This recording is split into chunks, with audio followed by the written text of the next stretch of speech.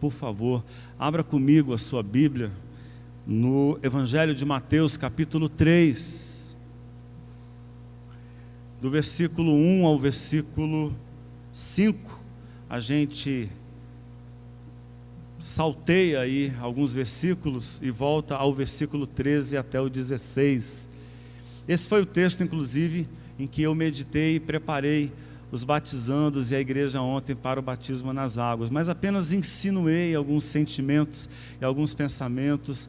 Eu quero dar os próximos passos hoje com vocês. Mateus capítulo 3, a partir do primeiro versículo, você pode acompanhar comigo a leitura da palavra de Deus. Diz assim: naqueles dias, chega João, o Batista, anunciando no deserto da Judéia e dizendo: mudai de mentalidade, pois ficou próximo o reino dos céus. Era João quem fora falado através do profeta Isaías, ao dizer: voz de quem clama no deserto, preparai o caminho do Senhor, preparai o caminho do Senhor, e fazei direitas as suas veredas. Esse João tinha sua roupa feita de pelos de camelo, e uma faixa de couro em volta da sua cintura. O seu alimento era de gafanhotos e mel selvagem. Nessa altura, ia ao encontro dele Jerusalém e toda a Judéia, e toda a circunvizinhança do Jordão, e eram batizados por ele no rio Jordão, reconhecendo seus erros. Versículo 13. É então que chega Jesus, vindo da Galiléia para o Jordão, para junto de João, para ser batizado por ele. Mas João procurava demovê-lo, dizendo: eu é que preciso ser batizado por ti, e és tu que vens ao meu encontro? Em resposta lhe disse Jesus: deixa isso agora, pois é conveniente que assim cumpramos a formalidade toda. Então ele o permite.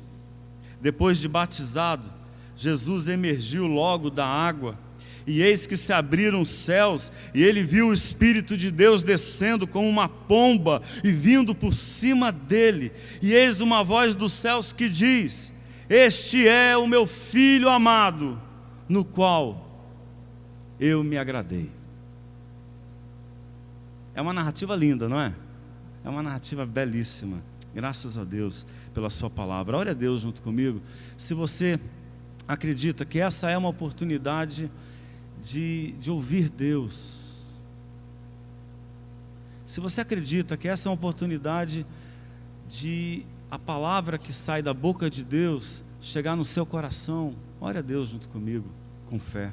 Senhor, nós queremos tanto a voz do nosso Senhor amado, porque a gente acredita que a Tua palavra, ela é falada através de muitas maneiras, mas que hoje ela nos fala em Jesus.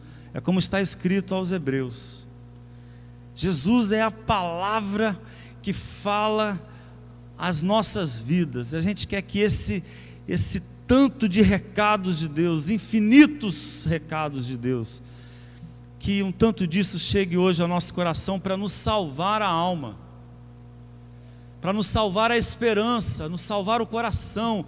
Ajuda-nos hoje, Deus, com a Tua palavra, em nome de Jesus, em nome de Jesus, amém.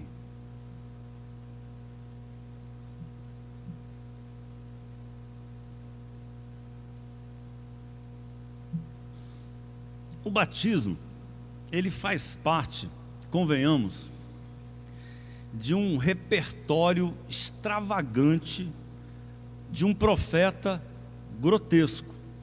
É a imagem que a gente tem. Convenhamos, o batismo, a imagem do batismo de um homem chamando pessoas a abandonarem um modo de pensar, a pensarem de outra forma, e convida essas pessoas a fazerem esse abandono nas águas de um rio, como quem toma banho.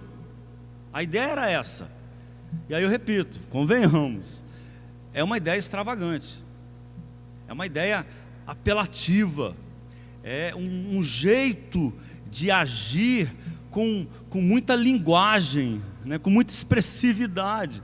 E o profeta que faz isso, ele é uma figura estranha, ele é uma figura grotesca, inclusive ele é descrito desse jeito. Quem escreve a história faz questão de deixar a gente avisado, o que vocês estão vendo aqui é realmente fora da curva, fora da caixa, é um jeito rude, é um jeito não elaborado, é um jeito apelativo, né? É o profeta João. E eu diria que no modo de João agir, a gente tem uma ideia do que é o batismo, do que ele significa, o que ele nos diz. O batismo usava essa linguagem, como eu já disse, apelativa do banho, para chamar as pessoas à purificação, a se desvencilharem de um estilo de vida corrompido, materialista e hipócrita das grandes cidades. Mas não era apenas isso. A gente está falando de uma época em que havia uma fadiga existencial. O povo estava exausto. Jerusalém era uma cidade cansada. Não foi por acaso que logo depois Jesus chora sobre Jerusalém, porque é uma cidade ferida, é uma cidade que coleciona tragédias, dominada por um povo cruel, que eram os romanos à época, que era o Império Romano. O Império Romano tinha métodos inclementes, perversos, duríssimos. Eles dominavam arrancando a vida, esvaziando as forças de um povo. Era um povo com a esperança cansada. E aí, o batismo de João, ele surge, e João surge com o seu batismo, com essa linguagem que parece querer acordar as pessoas que dormem de cansaço. As pessoas dormem de tristeza, e chega essa figura grotesca, chamativa, descrito como um homem das cavernas, descrito como um homem sem nenhum esmero, sem nenhuma polidez, né? Sem nenhuma imagem fácil, com uma imagem agressiva. João Batista é essa pessoa que é descrita como quem ataca a consciência das pessoas. João Batista é um ataque à consciência, ele toca as pessoas, ele fere a consciência das pessoas com o seu discurso. E o batismo, ele faz parte dessa linguagem. Eu diria que é através da extravagância que João Batista está promovendo um despertamento de uma fé cansada, a fé de um povo que não aguenta mais perder, não aguenta mais sofrer, não aguenta mais a humilhação.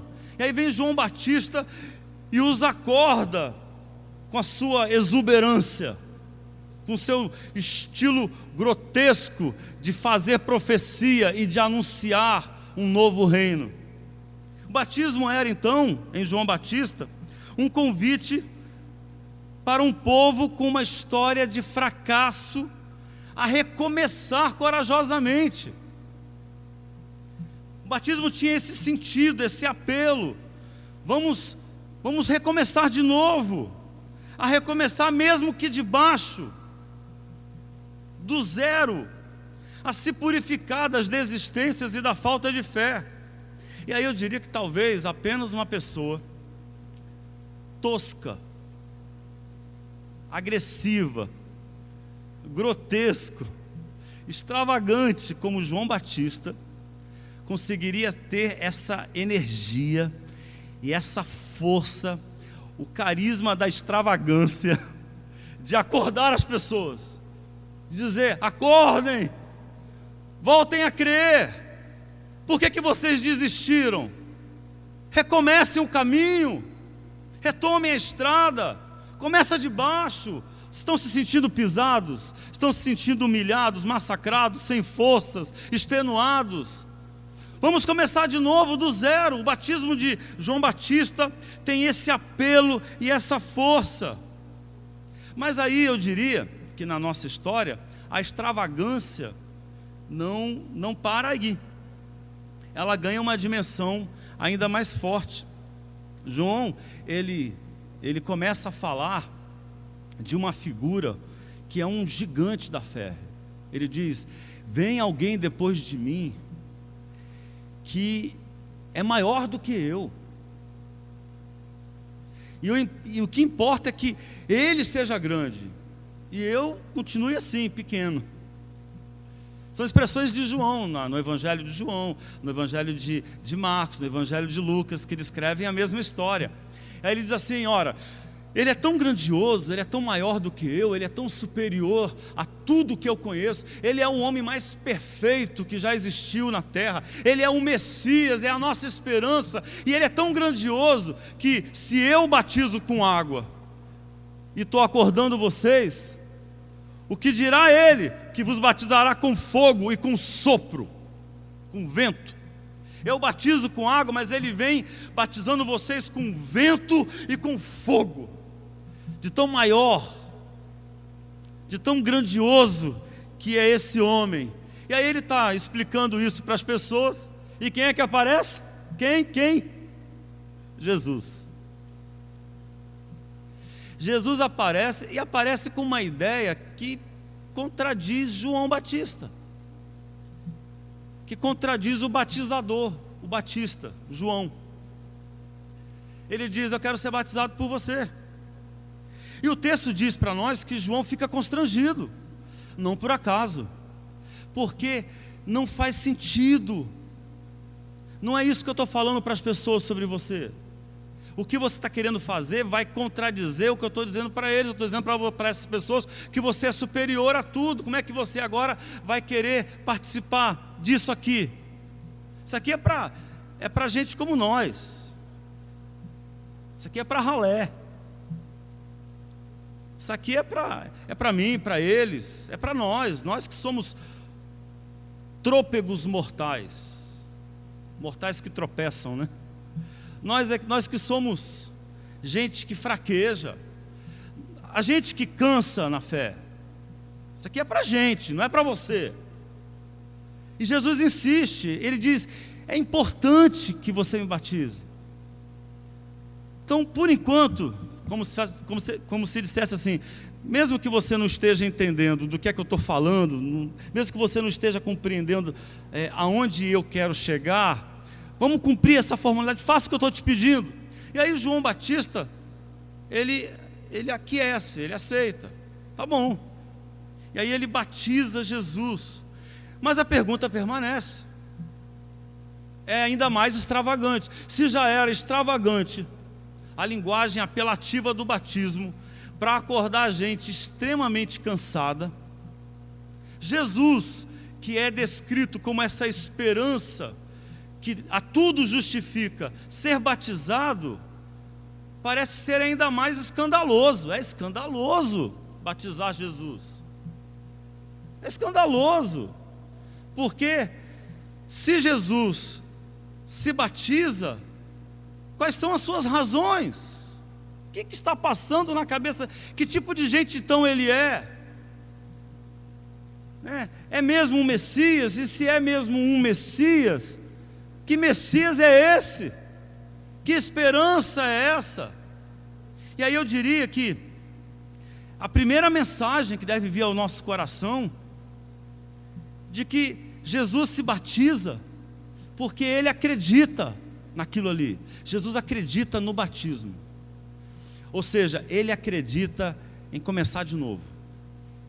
Jesus acredita nos recomeços, acredita em começar do zero, em começar humilde e corajosamente. Essa é a fé que move Jesus.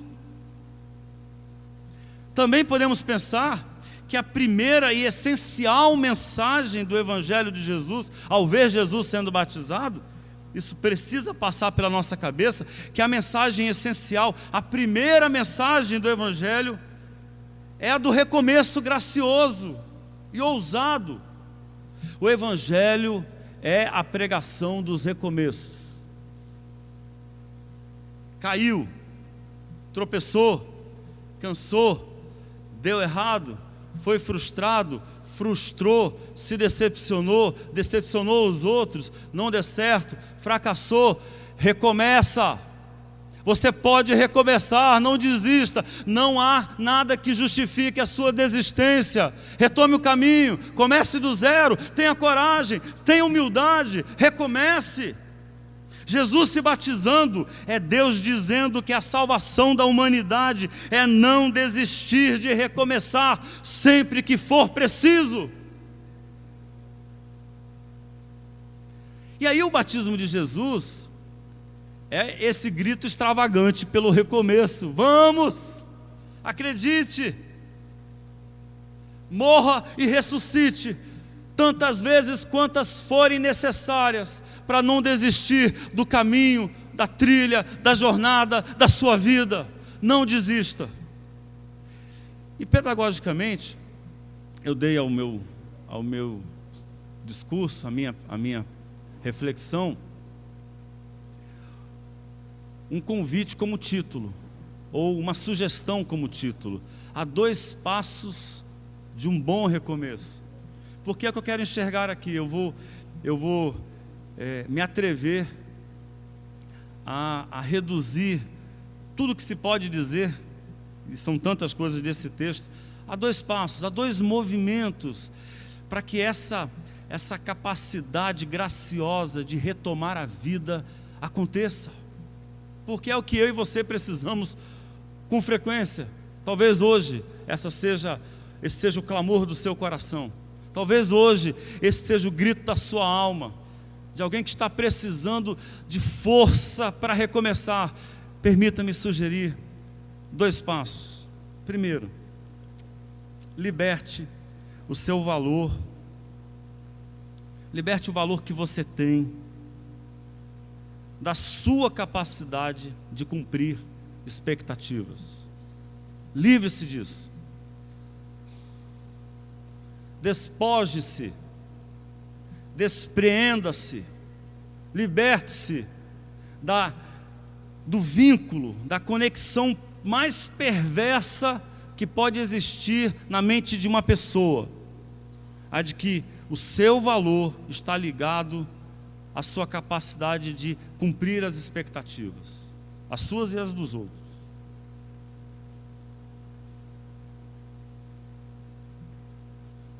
E aí eu olho para a cena do Jesus escandalosamente sendo batizado por João Batista, e um João Batista que dá para imaginar meio que sem jeito, talvez sem toda aquela autoridade, né, com a qual ele vinha batizando todos os demais, ele batizando Jesus ali, de quem ele tinha dito que ele não era digno de carregar as sandálias dos pés. Não é digno de carregar as sandálias dos pés, que era o que o escravo fazia quando um convidado chegava na casa. O convidado chegava na casa, a primeira coisa que ele fazia era tirar as sandálias dos pés. Aí o escravo, ele carregava essas sandálias para distante do convidado e lavava os seus pés para refrescar, porque o caminho era poerento, era de calor, então era um alívio, era um cuidado hospitaleiro que se fazia. Eu não sou digno de carregar as sandálias dos seus pés. Você é seu escravo. O exagero da linguagem de João Batista para dizer quem é Jesus. Jesus está sendo batizado por ele. Quando Jesus é batizado por ele, o batismo ali é para Jesus também uma limpeza. E esse é o escândalo. Eu diria que é um descarrego para Jesus. O verdadeiro descarrego, não esse descarrego que se faz por aí. É o descarrego da obrigação perversa de ser amado pela sua capacidade de fazer coisas, de ser amado pela sua capacidade de cumprir expectativas, de só ter valor se você realiza as expectativas de todos ao redor e as suas mesmas. Jesus se descarrega disso, se desprende disso. E aí, eu enxergo aqui no batismo de Jesus dois movimentos escandalosos, igualmente escandalosos, de revelação. É como se você puxa a cortina. Se você puxar essa cortina aqui, amigo, você vai ver uma parede no fundo, que a função dela aqui é decorativa e acústica, né? Mas as cortinas dos bastidores, né, revelam o que está sendo feito lá, né, na cozinha de uma apresentação musical, né? Ali onde é usinada, é preparada, ensaiada. É como se puxasse a cortina e revelasse os bastidores e quem é Jesus quando ninguém está olhando, quem é Deus quando ninguém está olhando. São duas revelações. João vinha anunciando Jesus, e eu já disse, como esse Messias grandioso, um cara acima da média, superior aos demais, de quem, repito, ele não era digno de carregar as sandálias, que se ele batizava com água, ele batizaria com sopro, com vento e com fogo. E aí vem Jesus, e quando pede para ser batizado, ele diz: eu não sou esse Messias que você está dizendo, eu não quero me encaixar nesse padrão. Ele se nega a ser o tipo de Messias que João Batista esperava que ele fosse. O que Jesus faz naquele batismo ali é abrir mão, é renunciar aquelas expectativas messiânicas ali, aquele tipo de messianismo que estava sendo projetado sobre ele, para ele ser um outro Messias, muito mais revolucionário, repito, escandaloso, um Messias que é gente como a gente é. E aí o que a gente descobre? No Cristo que se batiza, Jesus também tem limites, também cansa, também tem medos, sofre, é frustrado, também é rejeitado pelos que ama, também é contrariada a sua vontade. Jesus é tão fraco quanto o mais fraco entre nós. Esse é o batismo de Jesus. A fraqueza de Jesus é a sua fraqueza. A sua fraqueza é essa que te aflige, isso que te faz cansar, isso que te causa medo, isso que te apavora, também cansa Jesus. E é o que nós vamos ver na descrição dos evangelhos. Então Jesus vai começar o seu caminho, vai começar para valer. Ele está nos ensinando como é que se começa para valer a vida. E se começa assim, abrindo mão disso. Não é verdade, eu sou como um de vocês. E eu diria que essa é a nossa salvação, porque é tão fraco quanto qualquer um de nós.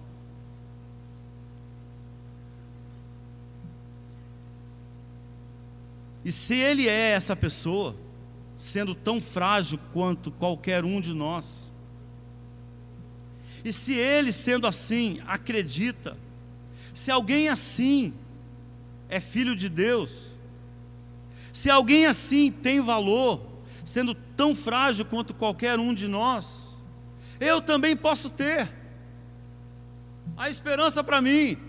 Por que é que o testemunho de Jesus me toca? Porque não é o testemunho de um super-homem. O testemunho de Jesus me toca e enche meu coração de esperança, porque é o testemunho de um homem que tem as fraquezas que eu tenho e venceu. Por isso Jesus vai dizer, a gente não cansa de lembrar essa afirmação de Jesus: no mundo tereis aflições, mas tende bom ânimo. Completa um versículo: eu venci o mundo.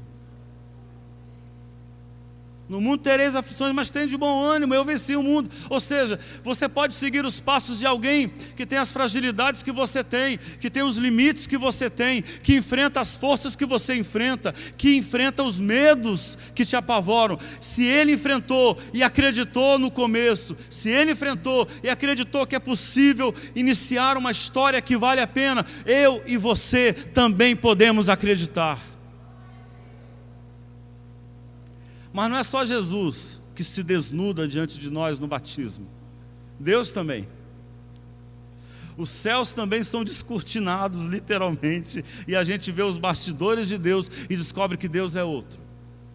Não era o Deus que a gente vinha ouvindo até aqui. Um Deus que nos abençoa se nós fizermos assim e assim. Um Deus que nos faz prosperar se nós seguirmos esse e esse parâmetro. O Deus que se revela ali, a Jesus, quando o céu se abre, é um Deus que ama independente do que Jesus pudesse fazer. Eu quero lembrar a vocês, que Jesus ainda não fez nada de admirável. Não curou ninguém. Ainda não reuniu discípulos. Aqui nesse momento em que o céu se abre e uma voz vem e diz: esse é meu filho amado que me agradou. Jesus não fez nada por isso, não fez discursos sábios, não resolveu problemas, não escapou de encruzilhadas, não fez nada. Mas para Deus, Ele não é um nada porque não fez nada. Ele é tudo o que precisa ser porque é filho amado de Deus. Como se Deus lhe dissesse: eu sou um Deus que não precisa que seus filhos sejam especiais para serem amados. Quando Jesus se batiza e se faz um como nós, se irmana a nossa fraqueza, se irmana a nossa dor, quando Jesus se faz nosso irmão, e ouve de Deus que Ele é filho amado, é como se Deus dissesse: eu sou um Deus que não precisa que você seja especial para ser uma filha amada, um filho amado. Como se Deus dissesse: vai sonhar e viver em paz. Você não precisa realizar coisas admiráveis para ser amado. Você não precisa realizar expectativas para ser um filho querido. Na Copa do Mundo, já que a gente está em tempos de Copa, mas não a que aconteceu agora, a que aconteceu no Brasil em 2014, nós vimos uma cena muito curiosa. Muito cedo se percebeu, não sei se vocês se lembram, essa era um diagnóstico comum entre os especialistas de futebol, entre os comentaristas do futebol, que o time brasileiro estava muito tenso. Parece que estava sentindo o peso das expectativas todas do Brasil sobre eles. E foi bem o que aconteceu. Houve uma ocasião até assustadora, em que um jogador muito experiente, um jogador extremamente técnico, admirável, zagueiro do Brasil, com experiência na Europa, nos grandes times europeus, nos grandes campeonatos do mundo, que ele pediu para não bater o pênalti que ele bateria numa disputa de pênaltis. E todo mundo ficou: uau, porque ele não se sentiu preparado. Estava pesando demais sobre ele todas as expectativas. E aí depois que passou, ele abriu o bocão a chorar. E isso virou comentário há 4 anos. Há 4 anos ninguém consegue dizer outra coisa no Brasil, senão que o pobre cidadão chorou de tanto peso que estava sobre ele, do Brasil inteiro. Pesou demais. E porque pesou, parece que eles não conseguiram desenvolver habilidades que eles têm, não é? E quem pratica esporte sabe disso, a expectativa, né? A necessidade de dar certo, de ser o que as pessoas esperam que você seja, de realizar as expectativas, pode se tornar um peso a esvaziar as forças. E eu diria a comprometer uma conquista, uma história, uma jornada. E aí vem Jesus e nos ensina um caminho fundamental para a vida. A gente precisa e a gente pode, em Deus, desconectar, desligar essa relação. Ela pode ser desfeita entre o que você vale e o que esperam de você. Porque o que você vale não depende da sua capacidade de fazer coisas. Em Deus nós descobrimos que somos filhas e filhos amados desde sempre. Segundo, liberte-se das fantasias de ser excepcional, de ser o que ninguém consegue ser, né? De ter um tratamento que ninguém tem, de ter acesso a bênçãos que mais ninguém tem. Liberte-se dessas fantasias de ser excepcional e descubra nos que te amam anjos inesperados. E aqui eu estou olhando para o capítulo 4, que nós não lemos, mas que nós conhecemos bastante, e eu faço questão de refrescar a memória de vocês. No capítulo 4, imediatamente após Jesus ser batizado no Jordão, e ele ouvia aquela revelação linda do amor de Deus, o texto diz que o Espírito o impeliu para subir ao deserto, para ser tentado pelo diabo. E lá no deserto, depois de 40 dias, e essa história tem toda uma linguagem simbólica, porque o número 40 tem esse sentido de plenitude, né? de 40 anos, na simbologia bíblica, é uma geração, né? 40 dias é um tempo pleno, é um tempo completo, como se falasse de tudo que se tem para experimentar na vida, de tentação, Jesus experimentou. 40 dias no deserto, e as tentações do diabo é como se o texto dissesse para nós: tudo que te tentou, tudo que tenta um ser humano, tentou Jesus, ameaçou a vida de Jesus. E a primeira tentação, Jesus tem fome, e o diabo diz: se você é filho de Deus, transforma essas pedras em pão e come. E Jesus resiste, diz: não só de pão viverá o homem, mas de toda palavra que procede da boca de Deus. Mas o diabo tem muitas ferramentas, o repertório da tentação é gigante. E aí Jesus é levado ao pináculo do templo. Ele está no deserto, mas é levado ao pináculo do templo, o ponto mais alto do templo, que era uma edificação gigantesca. Era uma cidade, o templo de Jerusalém era uma cidade enorme, gigante. E lá do alto do pináculo do templo, o diabo diz para Jesus: joga-te daqui abaixo, porque está escrito a teu respeito que darás ordem aos anjos para que te guardem. E Jesus diz: de forma alguma não tentarás ao Senhor vosso Deus. Mas tem mais carta na manga. Aí o diabo, diz o texto, leva Jesus ao mais alto monte, a montanha mais elevada, e faz Jesus ver todos os reinos do mundo e toda a sua glória. É a cartada final. E diz: tudo isso te darei, prostrado você me adorar. E aí Jesus diz: está escrito também que só a Deus adorarás e só a Ele darás culto. Jesus vence as tentações. Agora, essas duas histórias, tanto do batismo de Jesus como da tentação no deserto, esses dois episódios, eles têm uma força poética, eu diria que espiritual, que não pode deixar a gente tratá-los como um acontecimento jornalístico. Fica até ridículo, né? Fica até esquisito tratá-los como um acontecimento jornalístico, ou como descrições frias e literais dos eventos. Eu diria que são histórias que falam mais do que aconteceu no coração de Jesus,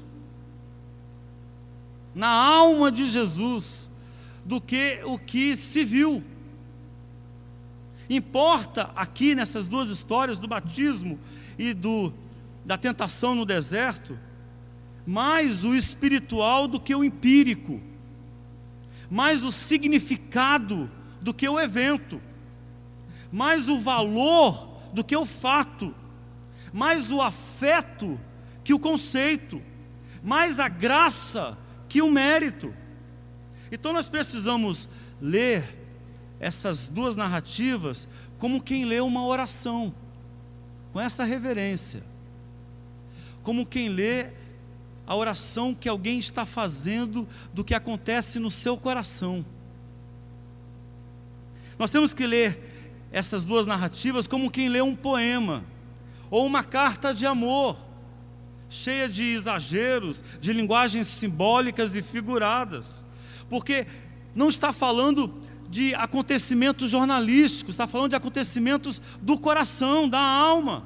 Ora, no batismo o evangelista chega a dizer que a experiência de ver o céu aberto foi de Jesus. Jesus viu o céu aberto, em alguns dos evangelistas, é assim que é dito. E que a voz que foi ouvida, Jesus que viu, Jesus que ouviu, Jesus que viu o céu aberto, e foi Jesus que ouviu aquela voz. Portanto, é uma experiência de Jesus que ele partilhou com os outros. É algo do coração. O que acontece aqui está no coração da fé, está no coração do amor, do que é mais íntimo entre nós, e não do que aconteceu empiricamente. No deserto, acompanhe comigo, as experiências também são do coração de Jesus. Ninguém viu. Jesus está sozinho lá. Ninguém viu para contar. Ninguém testemunhou o que aconteceu ali. Foi Jesus que contou para eles a experiência que teve. Aquele diabo que o tenta para se desviar do seu caminho e da sua missão, faz coisas que só podem acontecer no âmbito do coração. Senão é uma loucura, senão é uma viagem, uma ficção que vence todas as imaginações. Só pode ter acontecido no âmbito do coração. Por que eu digo isso? Porque nossas verdadeiras tentações são lutas íntimas, são diabos interiores. É no coração que nós travamos as nossas guerras espirituais, onde nós somos disputados por desejos e medos que podem nos desviar de um bom recomeço. É dentro de nós, a nossa maior luta é íntima. É nos pensamentos que nós travamos as batalhas mais terríveis que nós enfrentamos, entre o que desejamos e o que nos ameaça, entre o que mais tememos e o que tanto sonhamos. A linguagem, portanto, é toda simbólica. Repito, acompanha comigo. Até porque, como estar no meio do deserto e no pináculo do templo ao mesmo tempo? É espiritual, é do coração. Como estar no deserto e no cume de uma grande montanha, e como conseguir ver os reinos do mundo todo em um instante e a sua glória? Impossível? Não é impossível não, porque nas batalhas do coração vemos o mundo dos nossos desejos e pavores em segundos de imaginação. Quer ver? Eu vou te dar um exemplo. Você já acordou no meio da noite sem sono? E perdeu o sono? E ficou ali algumas horas acordado? Você já retomou ali, com a cabeça no travesseiro, todas as conversas mal feitas, ou não feitas, ou por fazer? Reviveu suas revoltas? Rememorou as cenas que te afligiram e te deram raiva no dia, na semana, no ano passado, há 5 anos, ali em alguns minutos, somente começa a pensar um monte de bobagens, de coisas estranhas e ruins. Você já acordou no meio da noite e começou a fantasiar os seus medos, a ficar aflito, e aí o coração disparou, e você ficou suado, suada, ou então começou a chorar no meio da noite. Aí você levanta, vai tomar uma água, vai orar, vai fazer alguma coisa, né? Porque no íntimo do nosso coração as lutas mais terríveis podem acontecer. É a experiência que Jesus tem aqui. Mas o que é que Ele nos ensina nessa experiência? E aí eu queria destacar, já que estamos falando de uma linguagem poética, de 2 detalhes muito significativos nessa tentação, que o texto descreve e você pode conferir no capítulo 4. Se você tiver com a Bíblia aberta, você pode conferir enquanto eu estou dizendo. O texto diz que o Espírito impeliu Jesus para subir ao deserto. É o Espírito que o leva a subir ao deserto. Eu diria o seguinte: subir, claro, por razões topográficas. Jesus está no Jordão, num rio, e para ele ir ao deserto, ele tem que subir, por uma questão geográfica. Mas já que nós estamos falando de um texto que é cheio de simbologia, que é cheio de movimentos espirituais e do coração, nós também podemos acreditar que está falando de um movimento aqui espiritual, de subir mesmo. Que subir aqui tem o sentido também de crescer, de superação, de amadurecimento, de alcançar um nível mais alto, mais consistente de vida, de subir nos valores, de ser elevado como gente, como pessoa, mas um jeito mais elevado de ser gente. Parece que acontece com Jesus. Antes de recomeçar, nós aprendemos com Jesus: aprenda a encarar seus desertos não como descidas, não como declínios, mas como ascensão. Os seus desertos não são decadência necessariamente. Os seus desertos podem ser encarados, e nós aprendemos com Jesus, como ascensão, como crescimento, como superação.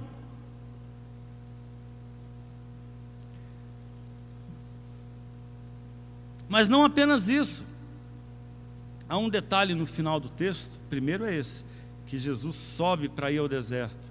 Portanto, atravessar o deserto da vida, enfrentar as dificuldades que estão pela frente, é subir, é crescer e não descer. Mas o detalhe final é um detalhe surpreendente, cheio de beleza e de graça. O texto diz que ao final o diabo desaparece para reaparecer em hora mais oportuna.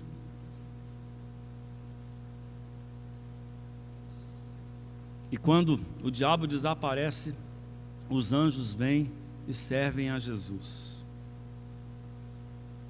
Os anjos vêm e cuidam e servem a Jesus. Porque é assim mesmo que a gente aprende a chamar aqueles que nos socorrem e apoiam nas travessias de um deserto, nas travessias de um tempo difícil, de um recomeço duro e exigente. É assim que a gente aprende a chamar mesmo aqueles que nos socorrem e nos ajudam, que nos apoiam e nos surpreendem com um amor com o qual nós não contávamos. A gente aprende a chamar esse tipo de gente de anjo, de um anjo de Deus. De tão inesperados são os cuidados. Qualquer um que nos estenda a mão, que nos olhe com amor, nos lembrará que somos filhos amados a despeito de tudo. Serão anjos de Deus para mim e para você. E essa talvez seja a grande surpresa. Mas esses anjos inesperados, e eu não estou falando aqui de figuras mitológicas, cheias de asas e de brilhos e de vestes resplandecentes. Eu estou falando de pessoas, de movimentos que nos apoiam, que nos ajudam, que nos oferecem o ombro, que nos oferece encorajamento quando nós estamos cansados, lutando com dificuldade, e nós somos visitados por alguém que nos olha com ternura, que nos compreende com um amor inesperado, que se aproxima de nós com um gesto de misericórdia, que nos socorre. Esse tipo de movimento é um movimento inesperado, é coisa de anjo. A Bíblia chega a dizer, para você não achar que eu estou enfeitando demais, a Bíblia chega a dizer, ao recomendar que nós sejamos hospitaleiros, ao recomendar que nós recebamos as pessoas em casa com hospitalidade, chega a dizer que muitas pessoas hospedaram anjos sem saber, porque é isso mesmo. Quem tiver coragem de atravessar os desertos da sua jornada, quem não tiver medo de enfrentar a sua luta, quem tiver coragem de resistir às tentações, de mentir a jornada, de fingir a jornada, de fugir à travessia, quem tiver essa coragem também será surpreendido por gestos de amor, por gestos de misericórdia, por gestos de ternura, por gestos de socorro, que serão como de anjos. Também vai visitar o seu coração. Essa experiência está na nossa trajetória, está na nossa jornada. Tão atentos à luta e à jornada que está à nossa frente, nós seremos surpreendidos por gestos de misericórdia e de cuidado que nos farão bem, que nos curarão, que nos devolverão a caminhada, que nos devolverão a trilha. Eu quero convidar você a ficar em pé comigo em oração, por favor.